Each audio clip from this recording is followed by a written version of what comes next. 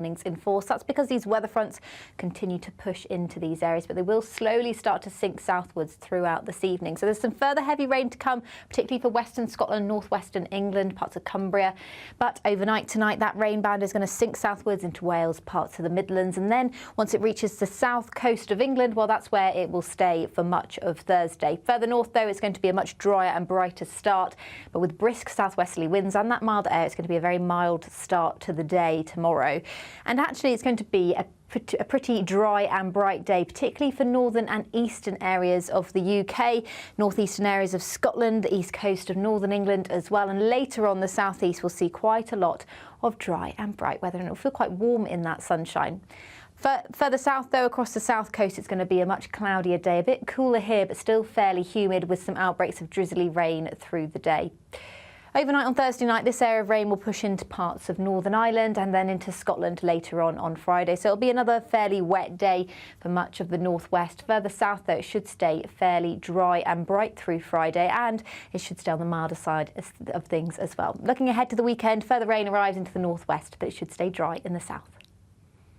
That warm feeling inside from Boxed Boilers, sponsors of weather on GB News.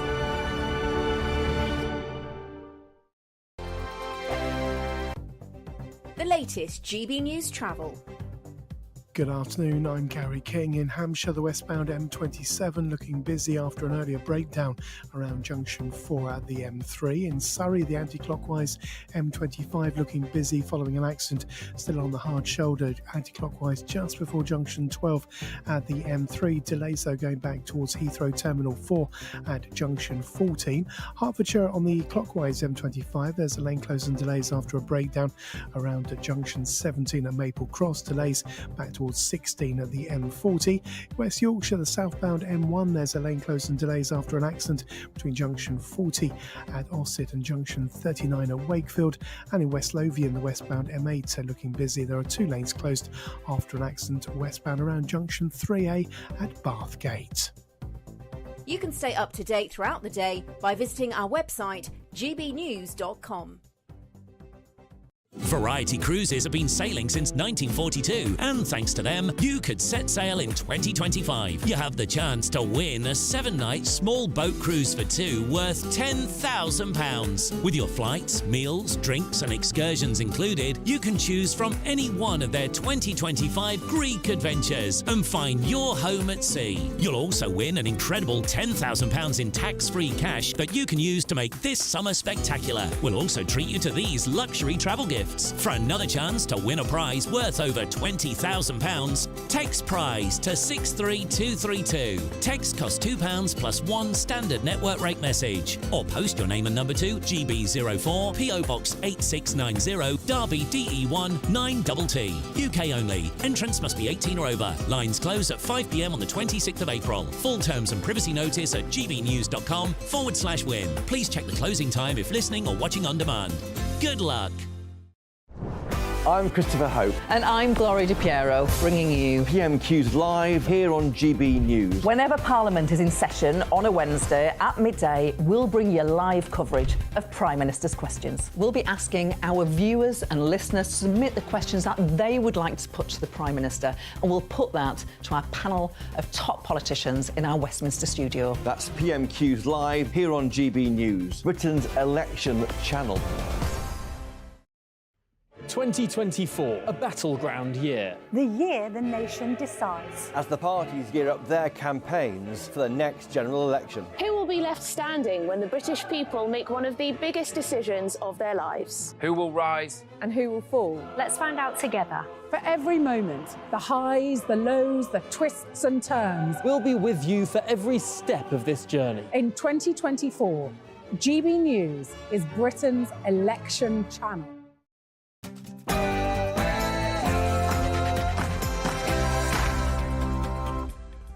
Hello there, it's 6 o'clock and I'm Michelle Dewberry. Coming up tonight, a landmark report has been released. I speak, of course, of the CAS review, which has been looking at the treatment that children who think they're born in the wrong body have been receiving. I'm telling you, it is damning. If you ask me, though, it also told us stuff we already knew, that children have been massively failed. Puberty blockers being used with no real understanding of what the long-term impact ever was. Also, that gender ideology was overruling pretty much everything else. I'm asking you, will this finally be a watershed moment? Will sanity finally be restored?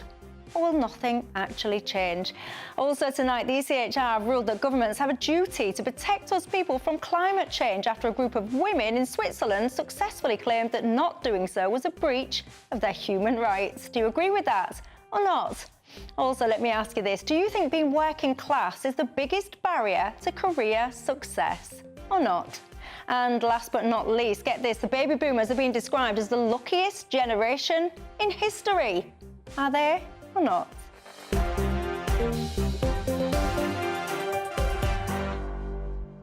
Yes, indeed. We've got all of that to come and more over the next hour. Massive response to that cast review. I'll be speaking to Julie Bindel as well imminently. But before we do, let's cross live to Polly Middlehurst for tonight's latest news headlines.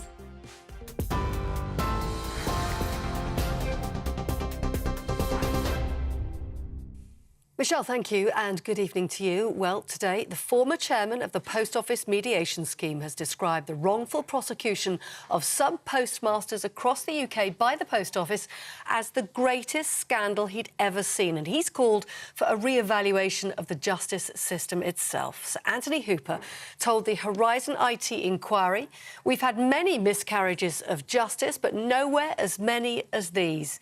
He went on to say a new approach is needed to ensure there is no repeat of the same.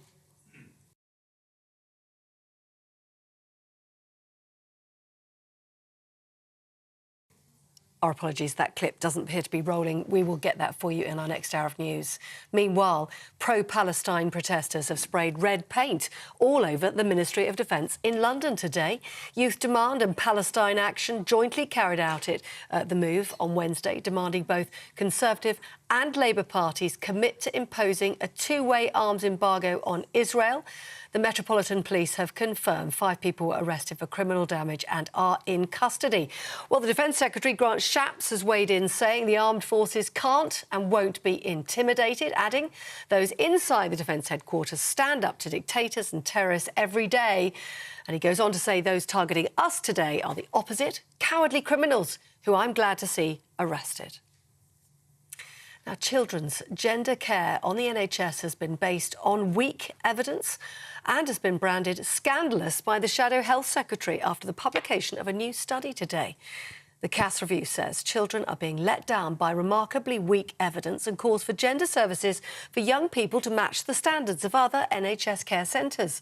Labour's Wes Streeting said children have been let down by a lack of research and evidence, saying the report is an important piece of work which has now raised serious concerns. The report said the toxicity of the debate around gender issues has meant health professionals have been too afraid to openly discuss their concerns. The Prime Minister, Rishi Sunak, said today children's well-being is the government's priority. Of course, we must treat children who are questioning their gender with compassion and sensitivity, but we have to recognise that we need to move with extreme caution in these areas because we just simply don't know the long-term impacts of what this all means, and children's well-being is uppermost in our mind, and that's why we've acted on the interim findings previously, whether that's the NHS banning the routine use of puberty blockers or indeed the guidance that we gave to schools about how to treat these issues. Now, assaulting a shop worker will be made into a new criminal offence as the government responds to a surge in retail crime. It's after a new report found that violent and abusive incidents against shop workers rose by 50% in 2022 to 23. The government previously said it didn't think a change in the law was needed, but the Shadow Home Secretary, Yvette Cooper, has commented on this today, and she says the move is long overdue. Well, the Conservatives have finally done a U-turn and agreed to Labour's plan for a new offence of assault against shop workers. But we've been calling for stronger action against violence on shop workers for 10 years now, and they have resisted at every stage. Even now, it's still a pale imitation of our plans because they're not putting the neighbourhood police back on the streets to actually help take the action and do the work that we need. Labour's plan would be 13,000 more neighbourhood police and PCSOs in our town centres, high streets and neighbourhoods across the country. Yvette Cooper. 5 members of a Bulgarian organised crime group have all been convicted today of falsely claiming over £50 million worth in universal credit in the UK's biggest ever benefit fraud case. Over 4.5 years, the gang made thousands of false claims for universal credit using either real people or hijacked identities. The investigation identified 3 benefit factories based in London where repeated false claims for benefits were supported by forged documents, including fake tenancy agreements, counterfeit payslips, forged letters from landlords, employers and GPs. The defendants will appear for sentencing in May. A father has been jailed for life with a minimum term to serve of 22 years for murdering his baby son. 4-week-old Ollie Davis was pronounced dead after being found lifeless in his cot in October 2017, having sustained a number of serious injuries, including broken bones. His 29-year-old father, Michael Davis, was found guilty of murder and 2 counts of causing grievous bodily harm. And his mother, Kaylee Driver, was also jailed for 7 years for causing or allowing the death of a child. Detective Constable Natasha Batston of Leicestershire Police spoke on behalf of the baby's family outside Leicester Crown Court. This has changed our family forever, and we suffer mentally with these evil actions. All we want is justice for Ollie, as that is the least that he deserves. As a family, we have been dragged through hell for nearly 7 years with all the lies and deceit. Ollie will be forever in our broken hearts, and his memory will forever live on. Now, new Home Office figures show £4.3 billion of Britain's overseas aid budget has been spent on housing refugees and asylum seekers in the last year. £8 million was spent every day, in fact, last year on tens of thousands of asylum seekers staying in hotels who are waiting for alternative accommodation.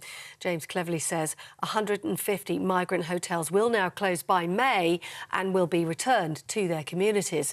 The government says they've also reduced the number of asylum seekers from 2,000 to 800 staying at RAF Scampton in Lincolnshire after concerns from local residents there. The National Audit Office, however, says that around £1.2 billion is still expected to be spent on housing migrants on large sites. And finally, tech giant Apple has been accused of anti-Semitism after displaying the Palestinian flag instead of the Israeli flag when typing in the name of the capital, Jerusalem. Some users with devices running on the latest software for the iPhone have noticed the prompt in their predictive text function. However, not every user, particularly those with older phones, sees it. That's the news. For the latest stories, do sign up to GB News Alerts. Scan the QR code on your screen or go to gbnews.com/alerts.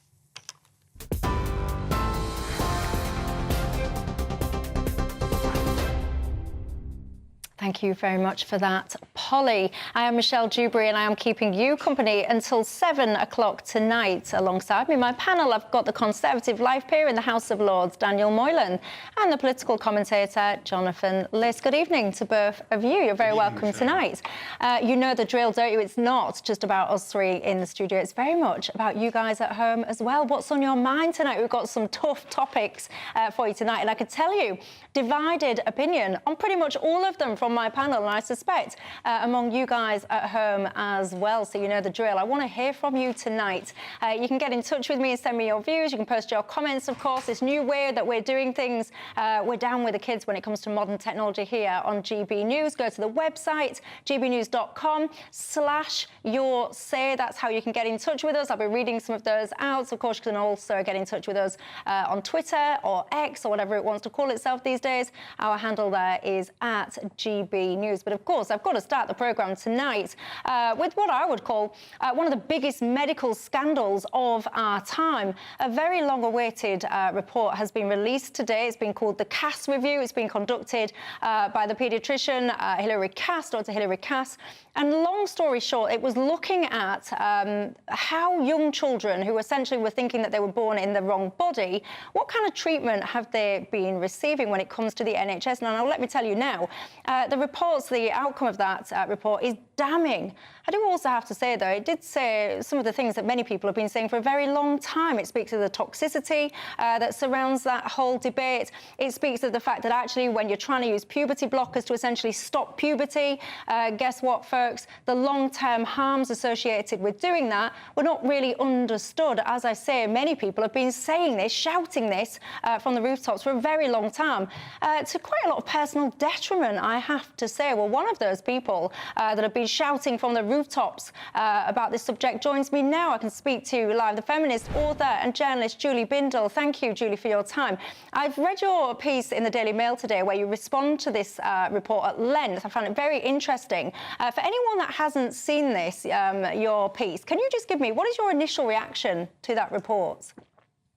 Well, obviously, it's been a very long time coming. We've known about this scandal for more than 20 years. In 2003, I heard about mermaids, and I also heard about children being targeted by gender ideology and wrote about it then in a national newspaper.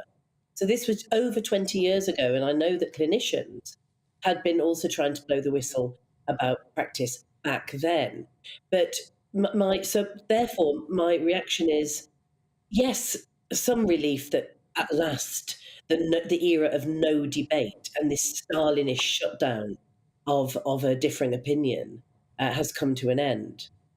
But also real sadness and anger, because many, many children and their families have been harmed, and not just children, but women as well, because, of course, along with this gender ideology that tells children they can change sex, guess what? They're children. They're going to be believing you, right? So apart from that, many women have had our sex-based rights threatened. We have ended up with men, with rapists in women's prisons claiming to be women.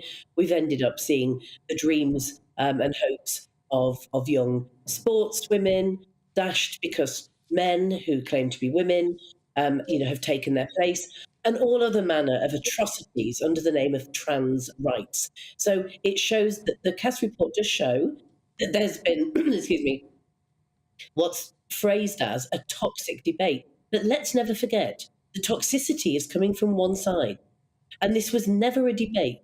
We were hit over the hammer with transgender ideology, and it became almost impossible to speak out, lest you lost your job, your livelihood, your reputation, your career, your family. When I was looking at your piece in the Mail today, Julie, you were saying actually you don't think that there is such a thing as a trans child. Of course there isn't. There's no such thing as being trapped in the wrong body.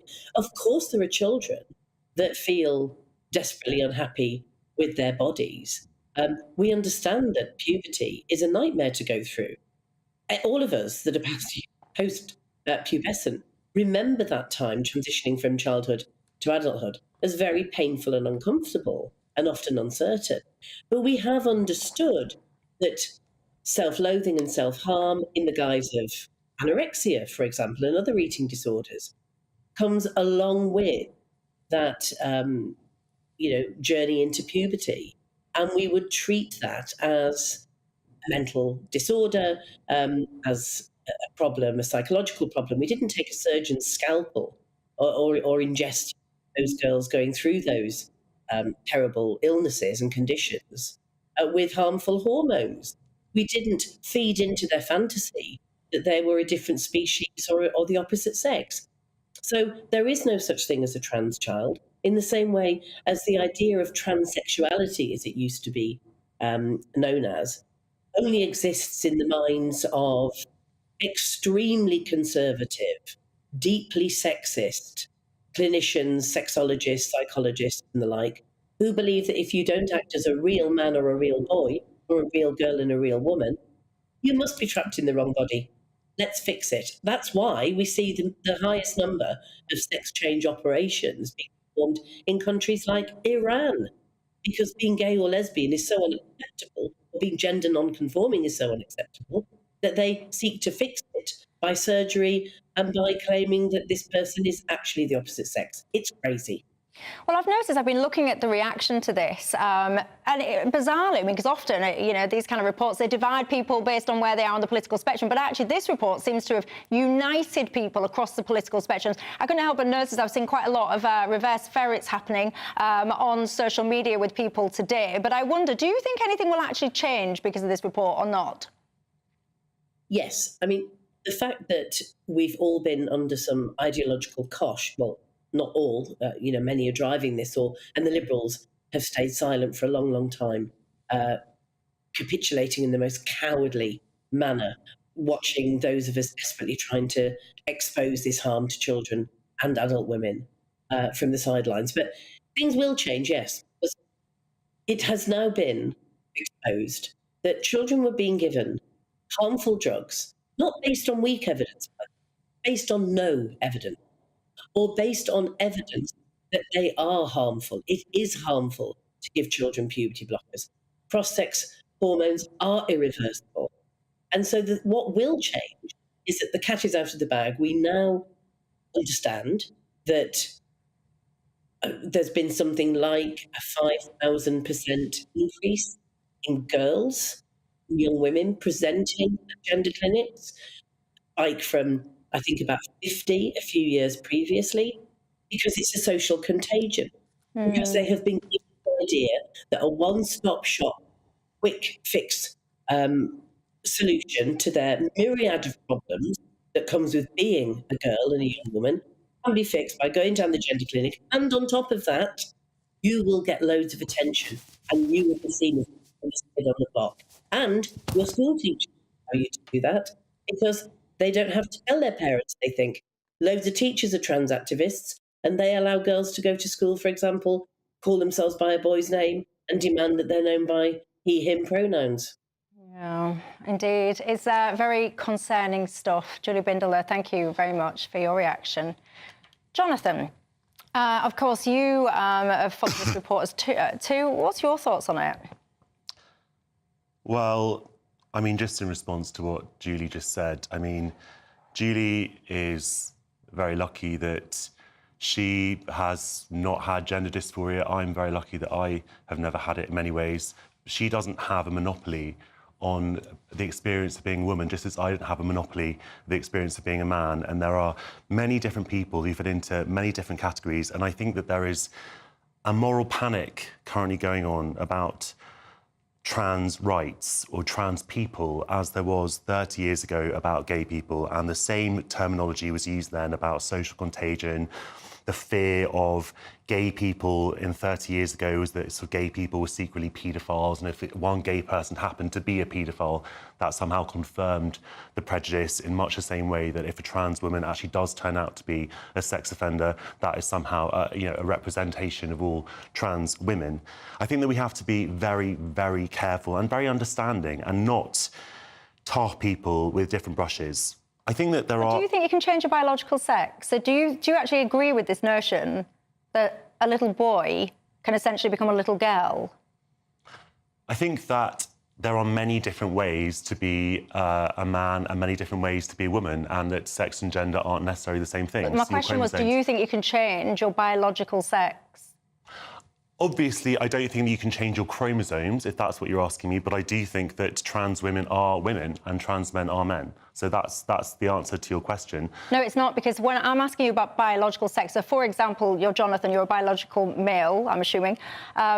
Do you think that you can become a biological woman? And when I say biological woman, I'm not referring just to the sense of chromosomes and all the rest of it, albeit I do find it quite interesting that people kind of just almost dismiss chromosomes as though they're this kind of like irritant small issue over there. They're not. Anyone that's got a child, for example, that's got extra chromosomes or whatever will recognise the chromosomes are a huge matter. So I don't even want to dismiss that issue of chromosomes, but away from that, this whole notion of biological sex. So, for example, you cannot get pregnant. No, you cannot have a period. In the same way that a lot of women can't get cervical cancer. No, but a lot of women don't have cervixes. A lot of women can't get pregnant. But that's because of a health issue. So if a woman is infertile, and I'm very sad for that. That's really, really sad if they want to have children and they're infertile. But that's because of a health issue that's preventing that. But if you're using that as Well, then what's the kind of the predeterminant then that she would have been able to if she hadn't had a health condition in much the same way that you're saying that trans women would be biological women if they hadn't had various things happen to them. I mean, so I kind of think that the categories dissolve pretty quickly. There are many different ways. I don't think they dissolve quickly. There are many. Look, there are many different ways of being a man and many different ways of being a woman. And as you know, 99.9% of people will be aligned in their chromosomes and their gender, and that's great for them. But I'm just saying there are, and this has been established for a long time, Michelle. 20 years ago, there was almost no debate about this. The people just accepted that some people were trans, and we accepted them. We said you have the right to be who you are. It doesn't sort of, people don't necessarily have to accept it or understand it, but there was a kind of a sense that people were entitled to live the lives that they had freely chosen. We will continue this debate, not least because I'm chomping at the bit to hear what Lord Moylan has to say all about this as well. But I know that many of you will have strong opinions to the report that's out today, to what Julie Bindel just said, also as well to what Jonathan has just said. Get in touch with me, tell me your thoughts, we'll come back to this topic. And Lord Moylan will get a say as well. What a treat for the nation. I'll see you in 2.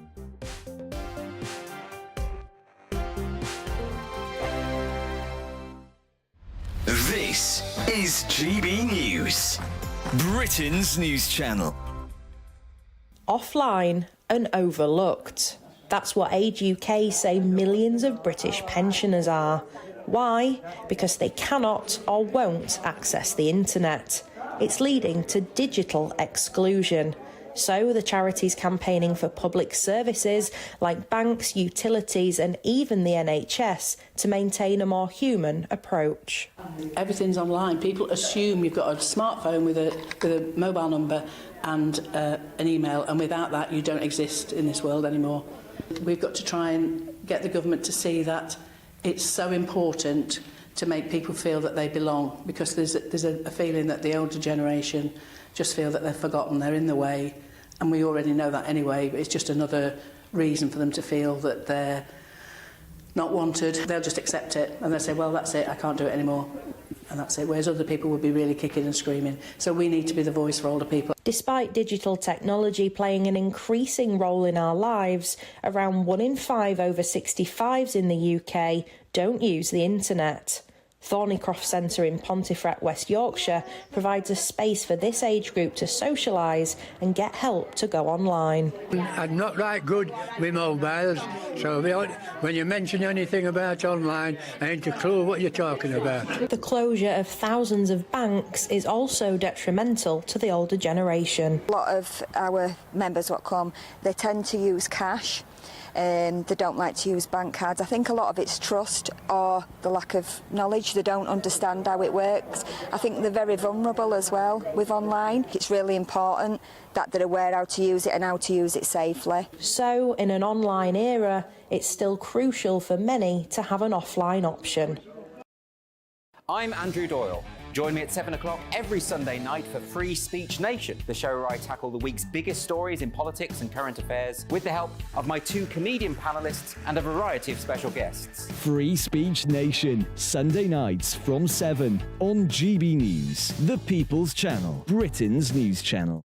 Every Sunday from 11, join Michael Portillo. There'll be topical discussion, looking at the week before and the week to come. So kick back and relax at 11 a.m. on Sundays on GB News with me, Michael Portillo. GB News, the People's Channel, Britain's news channel. Good afternoon, Britain. Good afternoon, Britain. Weekdays from midday, we bring you the most compelling stories from across the United Kingdom. And why it matters to you. From your doorstep to our inbox. That's right, we want to hear from you. Good afternoon, Britain. Only on GB News, the People's Channel, Britain's news channel.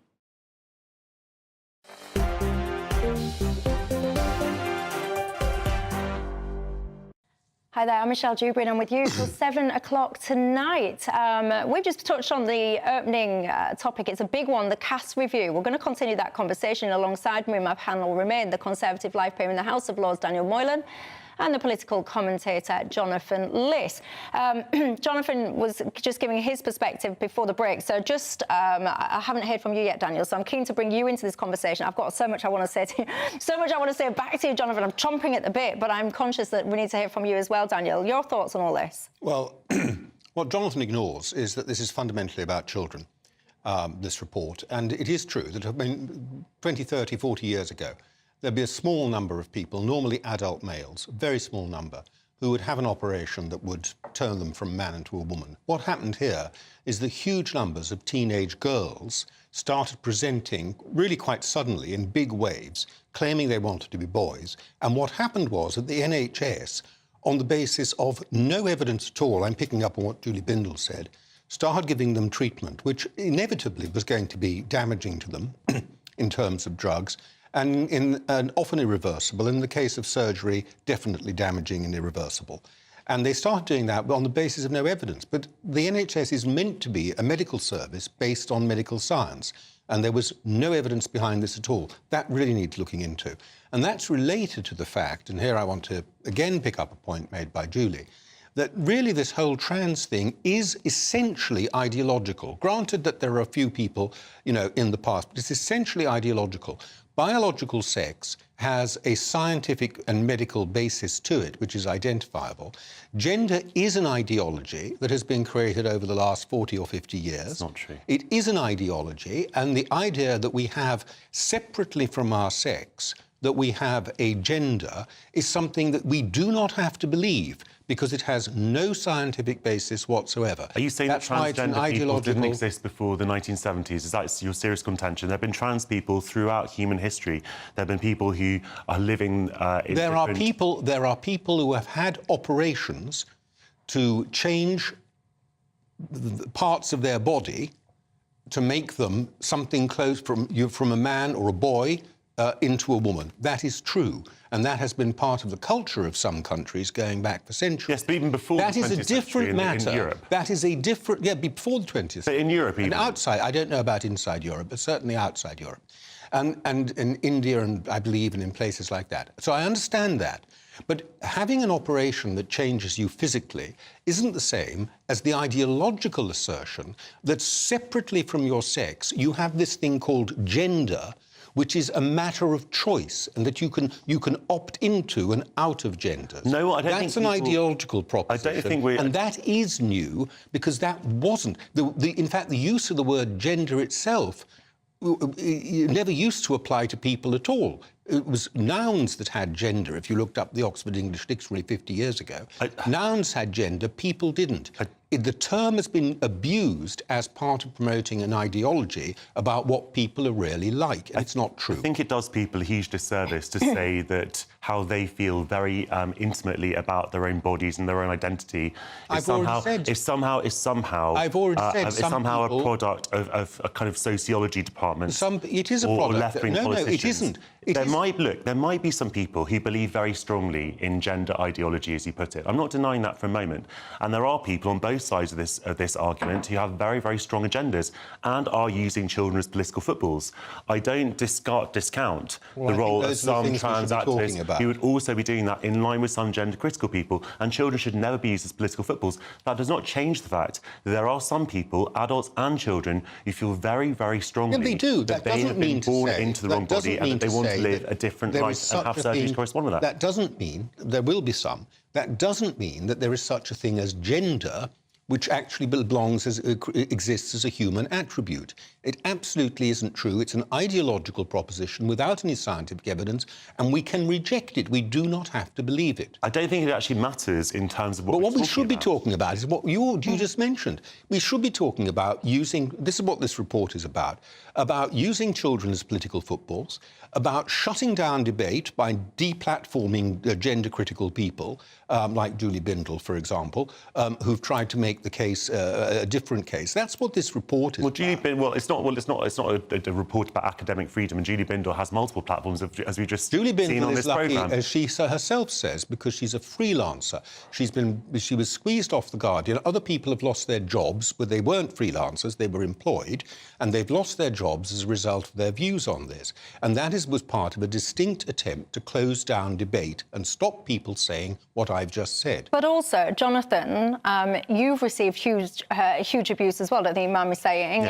Huge abuse for your position. And one of the things that Dr. Hilary Cass was saying in her report, she says the whole thing has become toxic.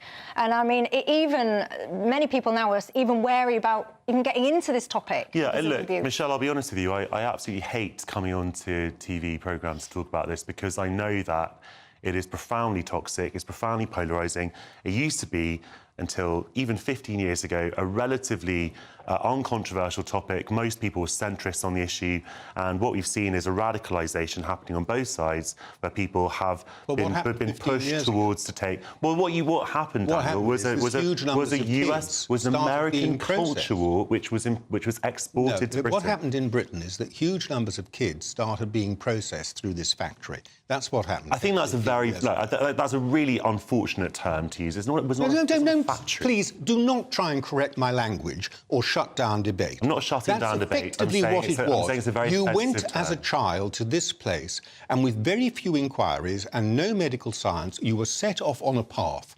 That's what actually happened. That's what the report. Well, there's been a years-long waiting list. People have been desperate to be seen by gender clinics and haven't been able to be seen. And there are children who are suffering. The fundamental point, Michelle, and I think people on both sides would agree with this, is that children should be listened to and supported. That doesn't mean that children should be encouraged to be trans. I can see Daniel rolling his eyes, and a lot of people would take my words to mean that. I'm not saying that. I'm saying that when children say they want to be known as a different name or with different clothes or use different pronouns or whatever, rather than being shut down saying you're wrong, you've been brainwashed, you're misguided, you're insincere, you're just trying to challenge authority, to be listened to and supported, and if it goes on for long enough, then go down further routes. But just to sort of say no to that child or to send that child for some kind of psychiatric care, I think that's a profoundly misguided approach. That's how I would respond to my child. If my boy came to me and said, Mummy, I think I'm a girl, my response would be, well, guess what? You're not. You're a boy, and it's not physically possible, despite what you might be being told to believe on social media and all the rest of it, or whatever, despite what you might have your head pumped with on social media, my boy cannot become my girl. However much he might wish it so, or people tell him it can be so, it is a simple biological fact that a boy cannot become a girl, a man cannot become a woman, and vice versa. And if people had the balls, excuse me, using it in that context, if people had the backbone and the courage to be honest about that simple biological fact, a lot of this mental health pain, a lot of these children's anguish would have been avoided. Because where I do agree with you, Jonathan, is in all of this, there are a number of children, it gives me goosebumps because I don't like the thought of any child suffering. There are a number of children, very real children, that believe now that this is true, that they can be a girl or they can be a boy and they can be non-binary. And they are now stuck now because they have been led to believe that these tablets, this treatment, that is like it's the mecca, it's going to fix all of your problems, it's the thing. And now that's been withdrawn from them. Well, no one's saying it's going to cause... I mean, but I would just say to you, Michelle, that, 40 years ago, there were gay children who would have had the same conversations with their parents, who'd have said exactly the same thing. Sexual preference is a very different thing to, a biological reality. I cannot get my head around how you can argue that you can change your biological sex. Gay children were not given damaging drugs or irreversible surgery. Well, actually, that's not true, because plenty of young people were sort of forcibly converted, had electroshock therapy until as recently as sort of 30 years ago in some European countries. So it's simply not true. The WHO only delisted homosexuality as a disease in 1994. So it's simply not true to say that gay people weren't medicalised and pathologised. I listened this afternoon, actually, to an interview with some parents. It was a mum and her husband. And I tweeted about it, actually. It really made me cry. It really, really moved me. their child, when at the age of 13, and I made notes because I didn't want to misquote this. So at the age of 13, their daughter came to them and said that actually they were a boy. They wrote them a letter. They wrote these parents a letter and said that they were a boy. And these parents didn't really take it that seriously, whatever. Anyway, it turns out then that this child had said to the parents, you know, I've attempted to end my life because I feel actually like I'm the opposite sex anyway. So the parents then were obviously frightened. They went to the doctor. They said, we don't know what to do. Anyway, long story short, it went over to the social services. That's what they were saying. And they were saying, these parents were saying that they received a letter, and the letter was sent directly to the child that was saying, you're a 13-year-old male born into a female body. And it was advising the parents not to question the gender identity of this child so that they didn't cause harm. This mum and the father, they were saying they desperately want these long waiting lists because they want as much time as possible to pass before their child gets onto this treadmill of potentially irreversible interventions. Their daughter, by the way, has autism, and they feel that this is one of the reasons that their daughter has been sucked into this path. And as a parent, and some of you might have experienced this, perhaps grandparents, parents, if your child is telling you that they wholeheartedly believe this, and then you're being told that if you don't indulge it, if you don't affirm this, your child could potentially die, that's every single parent's worst nightmare. But I believe it's manipulation. I believe that those children have been manipulated. They've seen so much on social media now, these so-called trans icons. They are like celebrated. You've got brands that use biological men to promote female women's sports bras. Michelle, it's the same argument that we used to hear about, you know, under Section 28 about sort of children being sort of promoted this idea of homosexuality, and so they can become gay. You can no more teach a child to be trans than you can teach a child to be gay.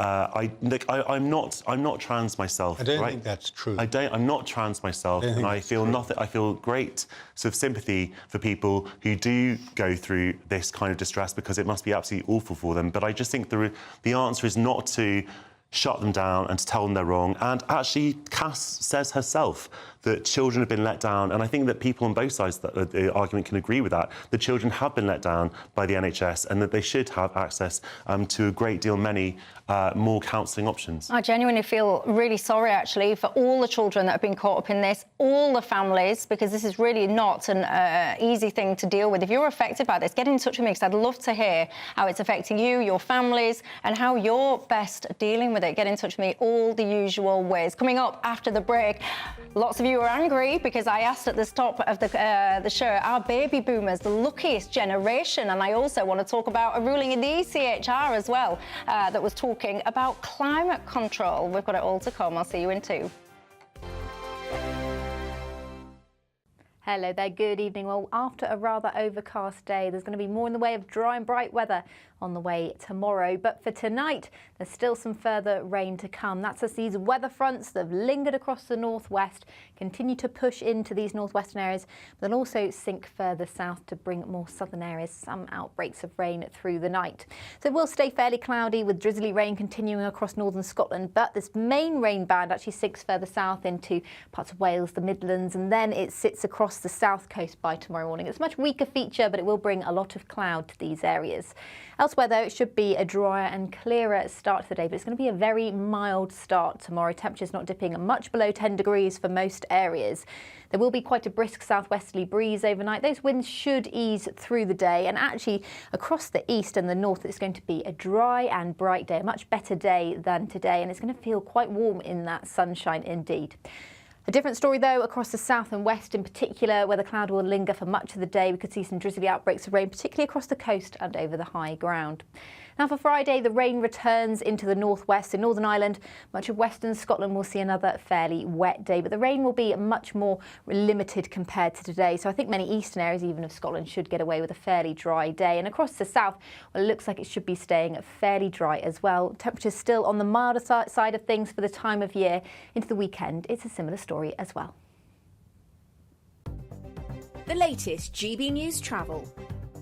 Good afternoon, I'm Gary King. In Hampshire, the southbound M3 partly blocked. Delays building after a police investigation between junction 8 at the A303 and junction 9 at the Winnall roundabout. In Hertfordshire, the clockwise M25, there's a lane closed and long delays after a broken down lorry around junction 17 at Maple Cross. Delays though back towards junction 14 at Heathrow Terminal 4. In Surrey, on the anti-clockwise M25, looking busy following an accident which is now on the hard shoulder just before junction 12 at the M3. Delays going back towards Heathrow at junction 14. In West Yorkshire, the westbound M62, there's a lane closed due to a breakdown between junction 23 at Huddersfield and 22 at Rishworth. More delays so back towards junction 25 at Brighouse. That's the latest. You can stay up to date throughout the day by visiting our website gbnews.com. I'm Christopher Hope. And I'm Gloria Di Piero, bringing you PMQ's live here on GB News. Whenever Parliament is in session on a Wednesday at midday, we'll bring you live coverage of Prime Minister's questions. We'll be asking our viewers and listeners to submit the questions that they would like to put to the Prime Minister, and we'll put that to our panel of top politicians in our Westminster studio. That's PMQ's live here on GB News, Britain's election channel.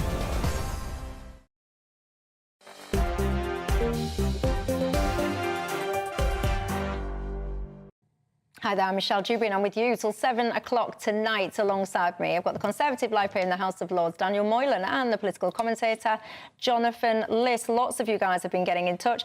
Alex says, please, can you just leave trans people alone? When did our sense of gender boil down to our chromosomes? But you see, you've hit on a key point there, that whole notion of gender, but worry not everyone. I'm not going to reopen the whole thing again, so we'll agree to disagree. Someone else says, I've lost your name now, the majority of people now, Michelle, are scared witless of saying the wrong thing. Sometimes it can feel that we are being bullied now when it comes to issues, so we all just stay silent.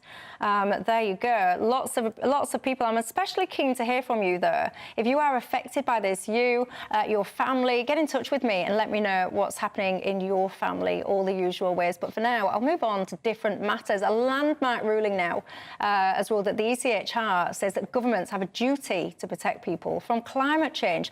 This is all about basically 2,000 women from Switzerland came together and challenged the Swiss government, basically, that their human rights basically were being undermined. This is basically Article 8 of the ECHR, and they won that ruling, that case. What do you make to this? Well, the British judge didn't agree with the... That's absolutely right. With the ruling. And I think the really worrying thing about this is not about climate as such. The really worrying thing is that we've moved from a position over the last 30 years where judges knew that there was a line to be drawn between what was properly a political decision to be decided in a democracy, because all the countries that are part of the ECHR are democracies. There's a line to be drawn between those things that were decided in a democracy and those things that should be decided by the courts. And so what we've had, and it's been true of British courts as well, is this creeping judicialisation of what are essentially political decisions, things that judges in the past would have said, that's really for Parliament to decide, and Parliament is responsible to the electorate, and we shouldn't get involved in it. Now the judges are involved in everything, and that's what's happened here. Fundamentally, policies about how you deal with climate change are matters that should be decided in a democracy through political processes. If you move everything over into the courts, then you're devaluing democracy. What is the point of democracy if all the big decisions end up being taken by unelected judges? Actually, before I bring you in, Jonathan, I will just say, actually, the UK judge, what he said, because you're quite right, he didn't vote in favour of it, what he actually said was, I fear that in this judgment, the majority has gone beyond what is legitimate and permissible for this court to do, and unfortunately, in doing so, may well have achieved exactly the opposite effect to what was intended. Yeah. What do you make to it, Jonathan? I think there's always a debate to be had about how far courts should be involved in the application of law. I think that we obviously have to bear in mind that the judiciary is one of the branches of our constitution, just as it is in most other countries, and that judges have always had an important role to play. I was surprised by the ruling, but I think it's important in the sense that our understanding of what the law is and human rights is evolves. Obviously, climate change would not have been considered a human rights issue in 1951 when the ECHR was sort of set up, because climate change didn't exist in those days and it wasn't a scientifically observable fact. Now it is, and we are seeing the results of that as these Swiss women were sort of arguing that their lives have been put at risk by heat waves. And the responsibility for stemming the risk of that comes from the Swiss government implementing what it has agreed to under the Paris Agreement. And if it doesn't live up to that, then it is endangering those women and compromising their human rights, which is not what would have been understood by human rights sort of 30 years ago, but human rights can evolve. And so I think it is an important landmark in the sense that we're now considering human rights as a human rights issue, or climate change rather as a human rights issue. And I think that also we're going to be seeing a lot more of this in the years ahead when people, we have sort of migration that is as a product of climate change, for example, when sort of land becomes uninhabitable, and that sort of forces people to leave where they live. And your point about democracy was an interesting one. One of the things that caught my eye, the lawyer who was actually representing these women, listen to what she had to say about the democracy and where this ruling fits into it. Listen. Well, in Switzerland, it's particularly problematic because they have referendums. And one of the defences run by the government was, we had a referendum on this and the people decided they didn't want it. And therefore, we've done our best, effectively. But this is something that comes up all the time in relation to human rights. It's the conflict between this idea of democracy as just what the people choose and democracy as entailing some fundamental and universal rights which matter irrespective of what the majority decides. That's very interesting, isn't it? Well, she's basically saying she wants the courts to make decisions because democracy doesn't give the right decision. It doesn't give the right answer. No, she's saying that there's something called majoritarianism, which is what she's talking about, how when a minority is affected in ways that the majority is not, this was done the majority should not be able to decide for everybody. Family life. Because is about the your Swiss women private argued family life. Because the Swiss women argued that they were more at risk of climate change from heat waves, etc., because older people are more exposed than younger people. That was what they were arguing. This is to do with your private life and family life. Well, I think it's pretty important for a private life to be able to survive. The whole thing's been made up, basically. Oof, strong words there. Do you agree with that? I can tell you, we're talking about old people. Baby boomers, do you think they have been the luckiest generation? You've already got in touch with me about that one. Your thoughts? I'll see you in 2. Britain's Newsroom, weekday mornings from 9:30. It's a remarkable story, isn't it? Amazing. Extraordinary. And also, she was unflappable, apparently, the Princess Royal. She's just brilliant. refused to get out of the car and said, I'm not going anywhere. Extraordinary. Well, Jim Beaton was awarded the George Cross for protecting the princess, and delighted to say joins us now, along with the former head of Royalty Protection, Di Davis. Jim, you won't remember, but I met you some time ago at the Imperial War Museum when Princess Anne was opening an exhibition to do with the George Cross, and you were there reunited with her. And you told me then what great admiration you had for the princess, cool under fire, but you didn't do so badly yourself. It was probably my job. And also, I had a wee bit of police training, not very much, but a little bit, whereas Princess Anne had nothing. And yet, the way she displayed it, you would have thought she'd been highly trained to deal with any type of that situation. Even though you'd had some training, you took 3 bullets for the princess. You effectively stood between her and a deranged gunman. Well, I was supposed to be a protection officer, really, so I just tried to fuddle about. You must remember that back in 1974, there was no communication, and we were extremely lucky that Michael Hills, who was outside Clarence House and nearby, had got one of the fast police radios, or radios on his shoulder, so he was able to send a message out. Otherwise, we would have just been relying on the good old public to phone in and say there's something happening. Yeah. So times have changed drastically. I'm Patrick Christie's. Every weeknight from 9, I bring you 2 hours of unmissable, explosive debate and headline-grabbing interviews. What impact has that had? We got death threats and the bomb threat and so on. Our job is to do what's in the best interest of our country. You made my argument for me. My guest and I tackle the issues that really matter, with a sharp take on every story. I'm hearing it up and down the country. That was a beginning, not an end. Patrick Christie's tonight from 9 p.m. only on GB News, Britain's news channel. Join me, Camilla Tominey, every Sunday at 9:30 when I'll be interviewing the key players in British politics and taking them to task. This report basically says that he's not fit to stand trial. With an upcoming election looming over Westminster, now is the time for clear, honest answers. I agree. And that's precisely what I'll get. Is he indecisive? Incompetent? That's the Camilla Tominey Show at 9:30 every Sunday on GB News, the People's Channel, Britain's election channel.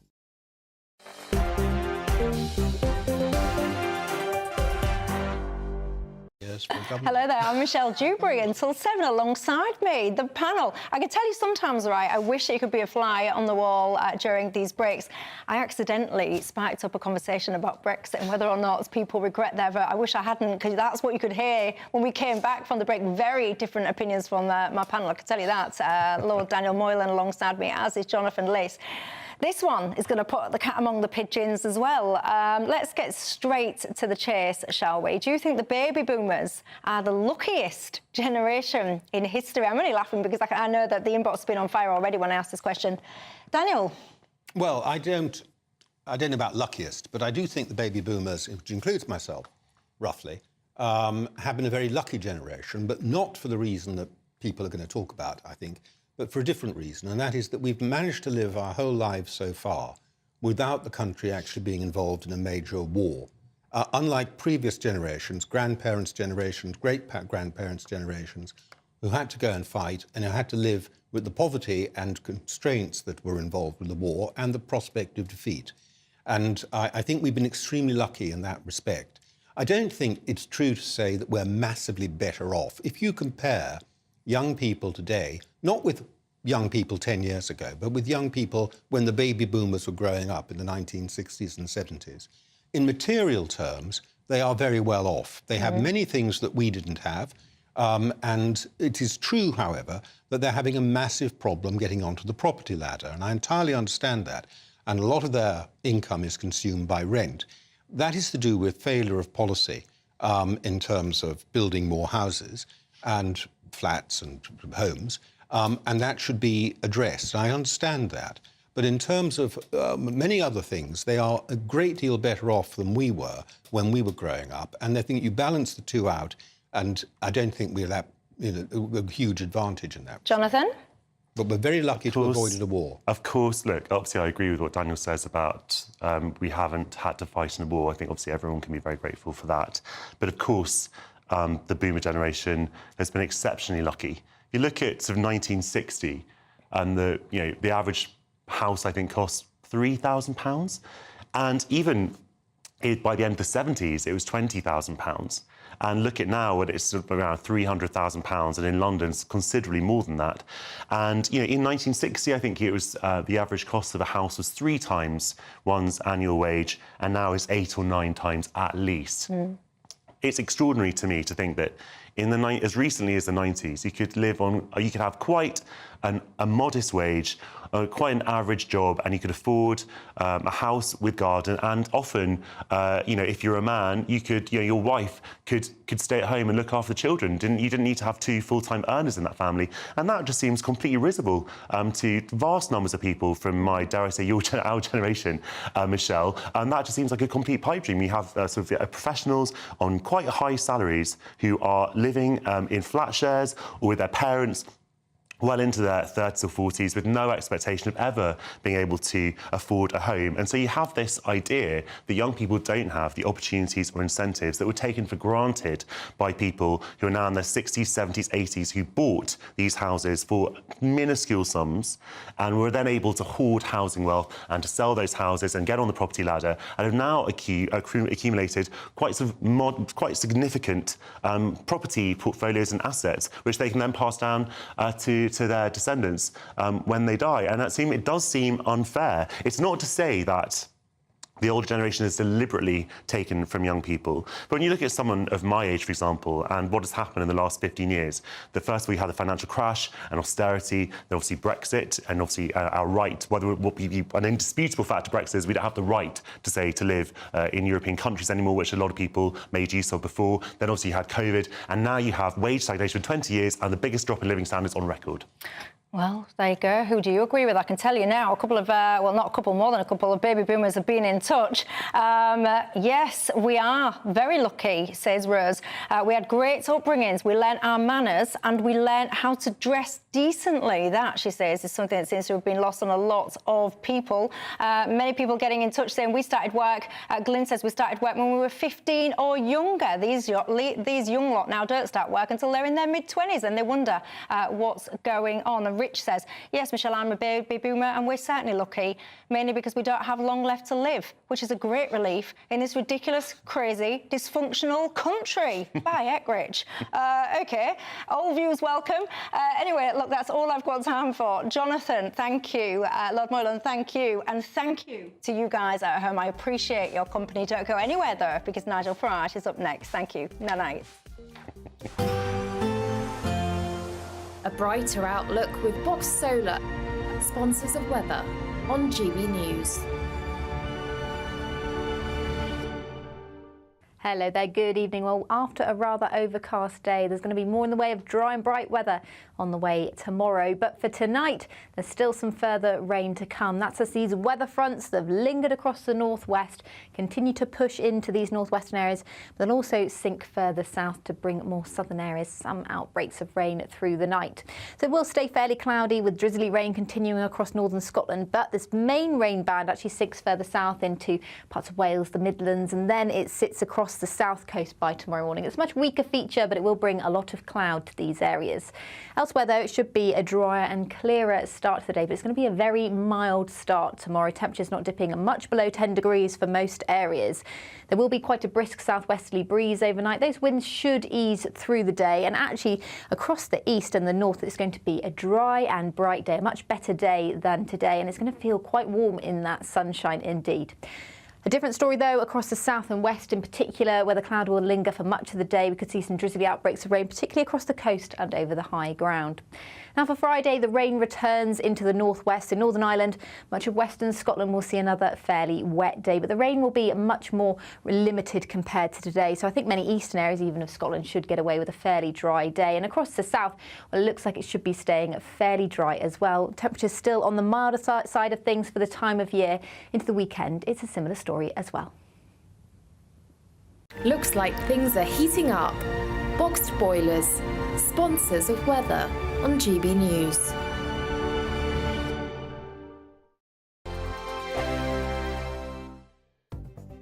The latest GB News travel. Good evening, I'm Gary King. In Hertfordshire, the clockwise M25, long delays at the moment. There's a lane closed due to a broken down lorry around junction 17 at Maple Cross. Delays though back towards junction 14 at Heathrow Terminal 4. Watersfield in Suffolk, the Diss Road on the A143 currently closed in both directions. Long delays there after an accident just near the Berry Road. Derbyshire southbound M1, long delays after an earlier accident just after junction 30 at Worksop. Delays back towards junction 31 at Sheffield. In Lancashire, the eastbound M65, the exit slip road at junction 8 at Accrington is blocked. Long delays after an accident. And at West Lothian, westbound M8, long delays after an accident around junction 3A at Bathgate. Now on the hard shoulder. And that's the latest.